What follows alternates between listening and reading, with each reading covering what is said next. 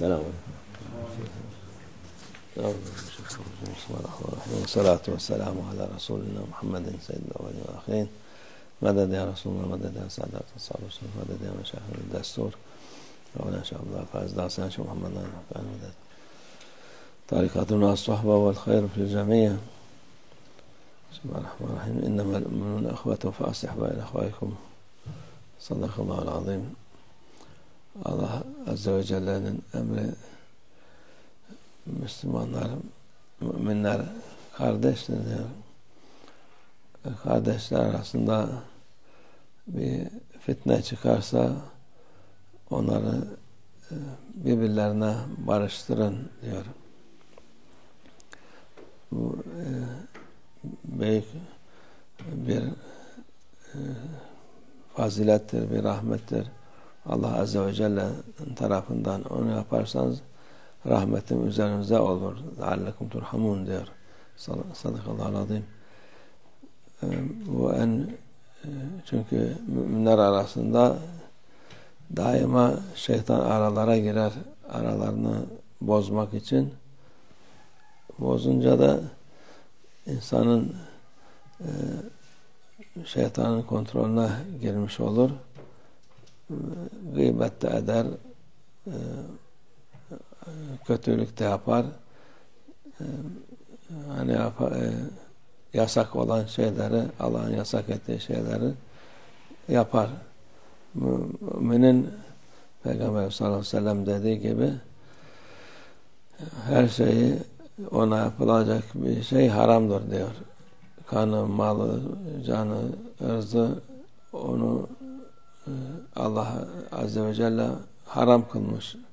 Onu dikkat etmek lazım. Onun için ihtilaf olunca her türlü şeytan yaptırmaya müsait olur. Onun için insanlar arasında şey varsa onu iyilikle, hatta yani doğru olmayan şey bile olsa o müsaade olur. Bu adam seni seviyor, bu adam sana bir şey demiyor dersen bile de o da münasip olur yani. İnsanlar arasında ıslah etmek için, sulh yapmak için, barıştırmak için. Bu zaman da tersine oluyor. Bir şey oldu mu adamı körüklüyorlar. Ya, aile içinde kadın kocasıyla şey yapınca aileler onlara nasihat edeceğine hemen anında boşa bunu, kadını evlerine alır, orada daha fazla sakinleştireceğine daha fazla körükler, hatta hiç dönmesin diye. Çok bu zamanın insanı şeydir. Ondan sonra da başlarına kalır, ne evlenir ne barışır. Yani bu şeyler mühim şeylerdir. Bu zamanın insanları ben haklıyım diye kafasına kor. Haklısam geçinmek için bazen de katlanmak lazım. Onu nasihat etmesi lazım.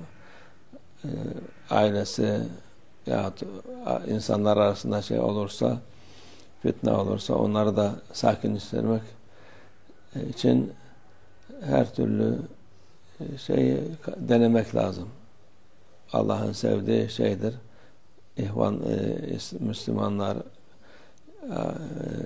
karı koca arası, aile arası, çocukla anne baba arası, yani onların hepsi barışmak, iyi geçinmek için elinize geleni yapmak lazım. Allah hayırlı geçimler versin. Fitne yapmak kolaydır. Barıştırmak zordur. Allah yardım etsin. Bu fitneler düşmesin ailelere, insanlar arasına. İyi insanlar beraber olsun inşallah. Amin. Allah tevfik. El Fatiha.